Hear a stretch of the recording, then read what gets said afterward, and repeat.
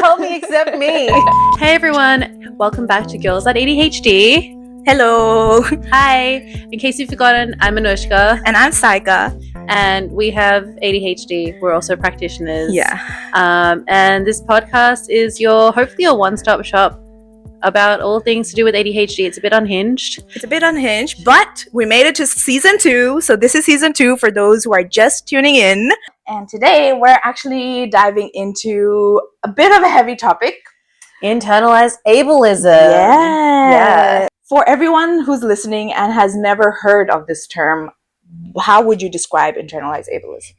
I would say it's you view your ADHD symptoms or like any I guess things that you're struggling with as personal shortcomings rather than like barriers in the system, right? Like instead of it being a systemic issue, instead of it being like the world is not designed for people who are neurodivergent, we kind of take it as like, oh no, there's something wrong with me. And that comes with language, right? It comes from when you're growing up through childhood or even in adulthood, like the right and wrong way of doing things, or even like the language of should. I should be doing this. I should be able to do that. I was able to do this in the past, because sometimes with ADHD, you have done something successfully in the past, and now you can't because of whatever reason is presenting itself today.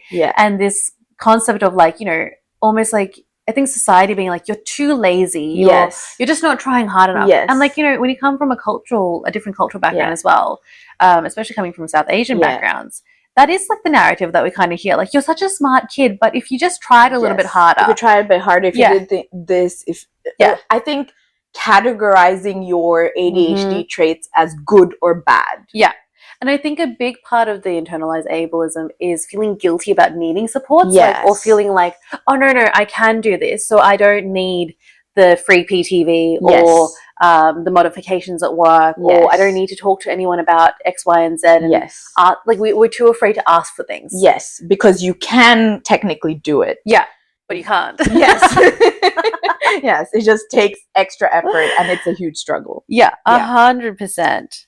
And I think a big part of the ADHD, like internalized ableism, it comes from that whole productivity myth, you know, like this idea that you have to be like, to be a functioning member of society, you have to be a certain, like, productivity has to look a certain way. It has to look a certain way. It has to be completed in a certain way. There has to be a certain level of productivity to be considered successful as a human being. Correct. And like we're tried based on our worth is based on our level of productivity, right? So, you know, Sayaka got this many things done today. Wow, amazing. Round of applause for you.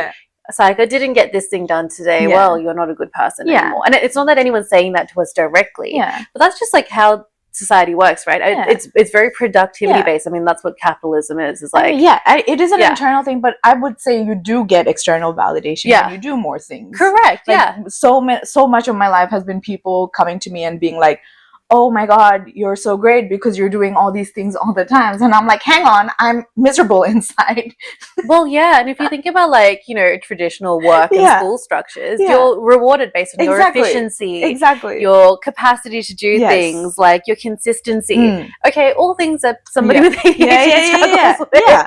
And so, you know, you're left with like this dent in your self-worth, like, am I enough? Exactly. I think also on top of that, there's this aspect of like, feeling like you need to be able to earn stuff. So we put ourselves through so much extra turmoil sometimes. So for example, on a day where like you haven't been able to do a lot of work, instead of just going, I'm tired today, my brain is not going to be able to do this, I'm going to go rest.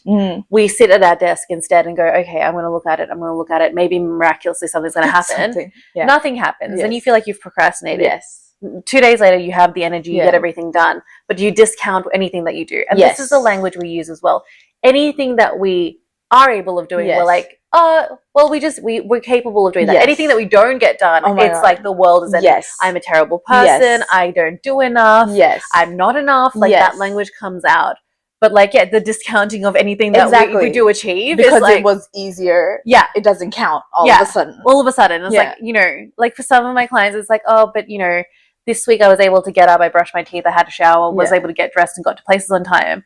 And I'm like, that's amazing. They're like, no, that's normal. And I'm like, no, that's amazing because you weren't able to do that. Like, look at your bar. That was a struggle for you and now you're able to do it. Can we just celebrate that a little bit? Absolutely. And like, I think this also, like, it leads into a lot of like masking, as a result. I mean, I think internalized ableism, because we did a whole episode on masking, but I think internalized ableism means that sometimes we mask without knowing that we mask, because there are things that are expected of us, and we just do it. Like women who have ADHD, we're still expected to do things around the house. And like, it's almost like, for example, if a guy has ADHD, and this is not for all guys, but I think the general social expectations are things like boys will be boys. So if a guy is not like cooking a meal or cleaning his room or like texting people back and stuff, it's like, oh, like that's guys are being guys. Whereas like for women, it's like, if you're not finishing your laundry, cooking a meal, like checking in on your family, like it's all of a sudden there's like this added layer of like pressure to like perform, and you have to perform. And I think, and women also being on the go, that's a big one. And I think the reason people have to mask, or we have to mask, is because of internalized ableism. Because the more you do mask and show up in the world as a neurotypical person or based on societal expectations of what a person should be, the less consequences you actually face. 100%. Externally. 100%, yeah. And then it comes back to like, you end up blaming yourself, right? And then again, your like self-esteem goes down the drain. Like, and I don't know, like I've just noticed it as like part of like the ADHD trauma is that the blame that you take on yourself in these aspects, you end up then taking on blame for other things. Like there's a lot more saying sorry for things. There's a lot more apologizing for stuff before anything even happens. Because you're so used to doing that. And that people like pleasing tendency tends to come out as well. It's just, it's really, really hard. And this is the thing, it's not helped by like social expectations or society at the moment. So for example, I have clients who come in and they're like, I have ADHD, but like when I told my family or my friends, they were like, oh, well, everyone's got ADHD these days. Everyone's a little bit ADHD. Like, no, Brian, fuck off. Like, Brian. I don't know. Sorry, any Brian's out there, like, mass, like, apologies. Anyway, Brian, stop it. Like, just like straight up, because like, okay, so sometimes you procrastinate. Sometimes you find it difficult to submit things. Sometimes you're in a rush for stuff. But like trying to explain that to a neurotypical person and being like, you know how you feel when that happens sometimes. Occasionally to you, once in a blue moon. That happens to me every day. Every day. And it makes me feel terrible. Imagine how I feel every day. And there's a big difference between, and like that it is a disability. Because and that's the other thing, is like, how do you, because it's not a physical disability, it's like, am I actually disabled? And you're like, in my head, it's like, oh, but am I not? Like, there's a lot of that push and pull, but like you struggle with day-to-day things. And it's inconsistent. Correct. Yes. Do you think internalized ableism contributes to burnout? Yes, for sure. Because I think the point of, well, it's called internalized ableism because you get all this messaging from outside, from your experiences of, if I act a certain way, I will get rewarded. Whereas if I show my ADHD traits and actually struggle with, getting tasks done, I will be punished, right? So you kind of internalize that and you believe it to be absolutely true. So you work extra and you use all this extra effort that you don't have, or you don't have the dopamine, and you force yourself to keep going just because you think it's something you should do. And again, the language should. And that it's that overcompensation, isn't it? Overcompensation, and also perfectionism, that like perfectionistic tendencies. I need to do something, I need to do it right, I need to do it right the first time. And I think weirdly enough, I would say neurodivergent people have more tendency to be perfectionists than neurotypical people. Interesting. Tell me more about that. Because I feel like neurotypical people, they're just living life. They're just living life. They have more or less a realistic standard of the things they can achieve, because it's easier for them. Correct. So they're like, all right, this is all I can do, this is fine, I'll just do the rest the next day. Yeah. Whereas a neurodivergent person, they'll be like, oh, I was supposed to do 5 things, but I only have capacity to do 3, but I'm going to force myself to do the 5 perfectly, because if I don't, there are going to be consequences. Correct. And then the consequences feel like they're a threat to safety. Exactly. Yeah. Yeah. 100%. I think another aspect of like internalized ableism is like the language we use internally. We talked about shoulding, but I also think that like we can impact our self-worth through the language that we use like actually physically internally, because of the ableism that we have. So things like, I'm just a scatterbrain, or you know, oh, it's just like a silly girl a little bit, or I'm just disorganized. And it's a language we tell ourselves, and then that compounds into our self-belief, like your core belief system. It's that. It's also just because you've been able, or you figured out how to do a certain task a certain way by putting all these different coping or for compensation, different coping mechanisms, having all these lists and stuff, and finally you're able to do it. And then later, because you're exerting so much pressure and so much energy doing all this stuff, later on obviously you're a bit burnt out and you can't do it. Correct. And then you feel absolutely horrible about yourself, and there's a lot of shame behind that. And it's like the language coming back to being like, there's something flawed with my brain. Like my brain, there's something wrong with me, and my brain is somehow flawed, my personality is somehow flawed. And I think this comes up a lot, is like, I'm not living up to my potential. And that is the message that is consistently like, I think, honed into us. Like, you're not living up to your potential. You could be, and that's actually something that a lot of people come into therapy for as well. It's like, I just feel like I could be doing more with my life, but I'm not. But it's like not understanding that, like, sometimes your capacity, something has to give sometimes. And where did you get your definition of what your potential is? Like 100%. Where is that coming from? 100%. Is that from you genuinely knowing yourself and knowing what you can do and can achieve in a realistic amount of time? Or is that coming from a random neurotypical person who has all the dopamine in the world telling you, oh yeah, you should totally do this thing because you are slightly kind of better at it than everybody else. So you should go full out, or else there's no point. And do or else there's no point. If you don't go to the extremes, there's no point in you doing it. It's like, okay, or I could just do what I'm doing. Just exist. 100%. Far out. Like, and it just puts so much pressure on your day-to-day living and your capacity, and what, you know, there are people who just do their 9-to-5 jobs and come home and they're just they go about their lives. They're okay with that. And like, I guess so much of it is trying to be okay with things, and actually reminding yourself that you're probably doing more than you give yourself credit for, because we're not keeping, you know, we don't really tend to keep a track of the things that we do in a week. So one day might be feeling a little bit worse, but you make up for it in like the next week, or like, you know, or in the next day, or whatever it is, because we do put in the hours and the effort. It's almost like we're doing too much of it.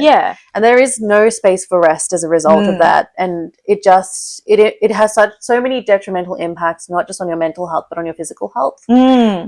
From what you said, it's like, rather than focusing on, oh, I actually did 80% of what I'm supposed to do in one day, and then spending the next day fully rested and not doing anything. And that's okay. But we tell ourselves we're horrible because we're not giving 20% every day for the next 4 days. Correct. If that makes sense. And it's just, it's such an unhealthy way of living, I think. And like the expectations for life generally are quite unrealistic, I think. But like, I think the main thing that comes to my mind in all of this is that the fact that like whose voice is in your head? Exactly. You know, like, is it your own voice?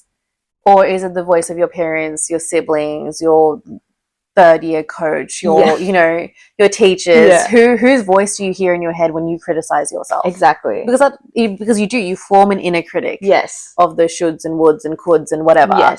And like, we forget then where we are right now, and it's that age-old experience of having ADHD, of not being present, being stuck in the future or the past, or wherever else, everywhere except for here, you know. And like, I think that's a really good reflective question to actually ask yourself, like, whose voice is in your head? Who's telling you that you should, where are your expectations of yourself coming from? Because oftentimes it's not yours.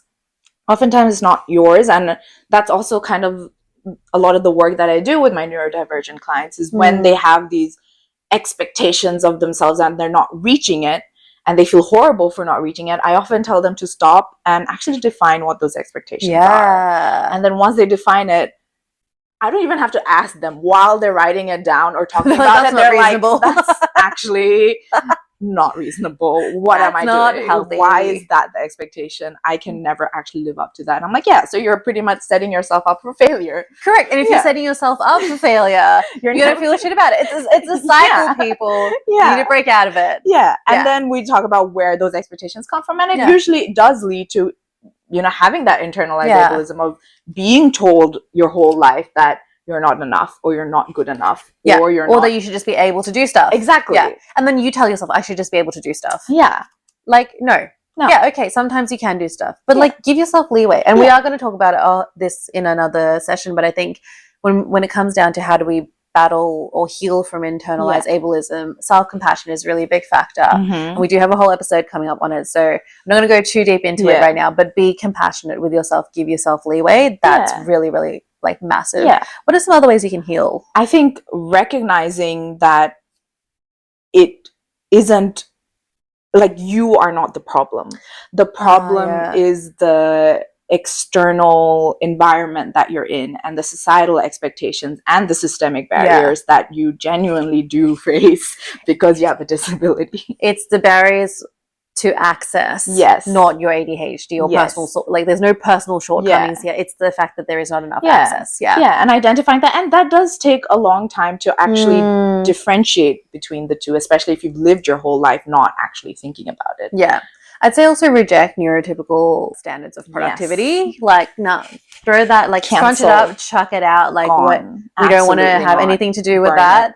And make things a little bit more ADHD friendly for yourself and your environment, and you know what that might look like for you. And like being honest with yourself and how you're actually learning how your brain works.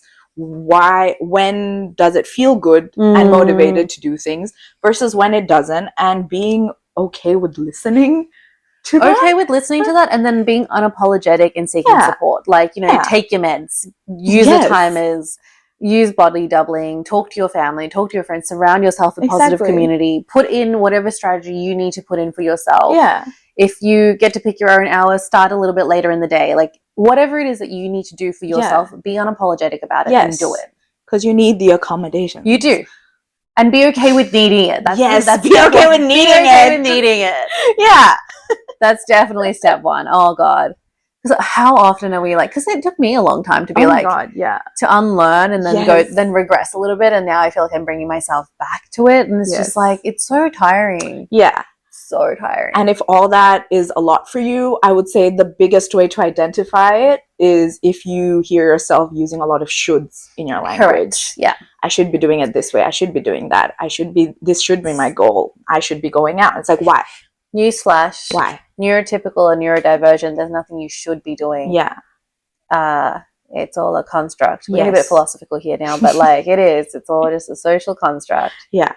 Just do what you can and accept that is enough. And remind yourself. Put a reminder on your phone. I am enough.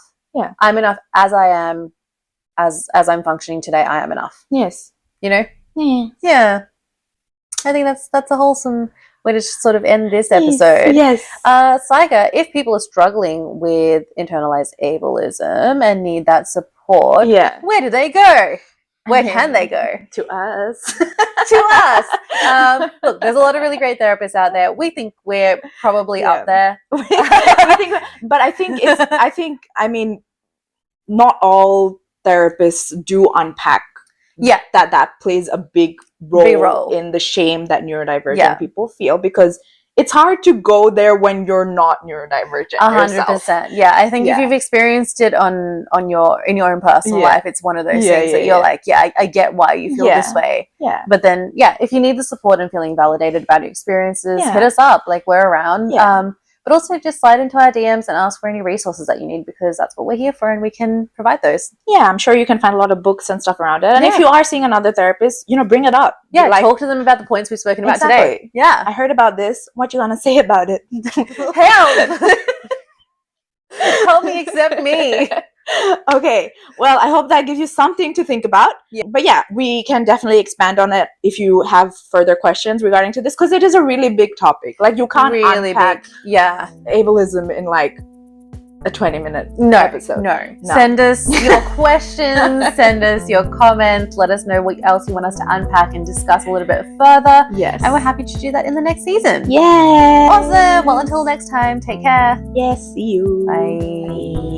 As usual, our disclaimer at the end of each episode: Girls That ADHD does not provide personalized ADHD management advice for your individual needs. Although we are mental health care practitioners, Girls That ADHD is not a substitution for therapy or counseling of any kind.